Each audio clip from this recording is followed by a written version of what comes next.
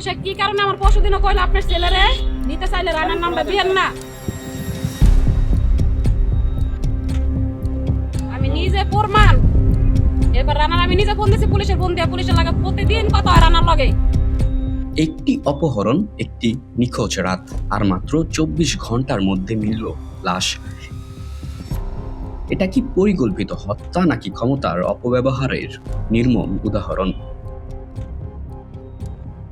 গত 29শে মার্চ সন্ধ্যা ফতুল্লা ইসদাইর রেললাইন এলাকা থেকে অপহরণ করা হয় 21 বছর বয়সী যুবক শুভকে। স্থানীয়দের ভাষ্য, মারধর করে জোর করে একটি ইজিবাইকে তুলে নেওয়া হয় তাকে। অভিযোগের তীর সরাসরি নারায়ণগঞ্জ মহানগর স্বেচ্ছাসেবক দলের আহ্বায়ক শাখত ইসলাম রানা ও তার সহযোগীদের দিকে। অপহরণের ঠিক পরদিন 30শে মার্চ সকালে রূপগঞ্জে পাওয়া যায় এক অজ্ঞাত মরদেহ। মাথা, মুখ, বুকে নির্যাতনের স্পষ্ট চিহ্ন। পরিচয় না মেলায় অজ্ঞাত হিসেবেই দাফন করা হয় লাশটিকে। কিন্তু এখানেই গল্প শেষ নয়। কয়েকদিন পর একটি ছবি বদলে দেয় পুরো ঘটনা প্রবাহ।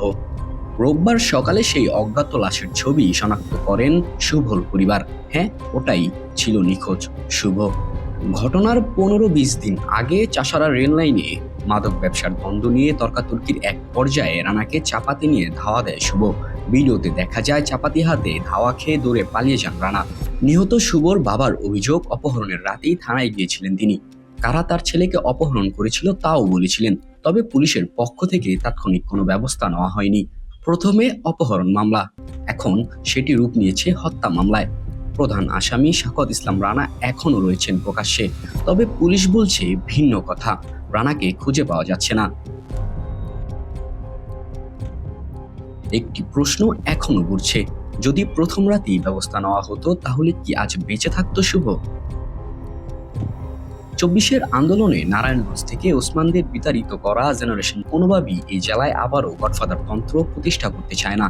নারায়ণগঞ্জকে গডফাদার থেকে মুক্ত রাখার জন্য শুভ হত্যাকাণ্ডের বিচার আবশ্যক বলে মনে করছেন নারায়ণগঞ্জবাসী। দৈনিক উজ্জীবিত বাংলাদেশ, নারায়ণগঞ্জ।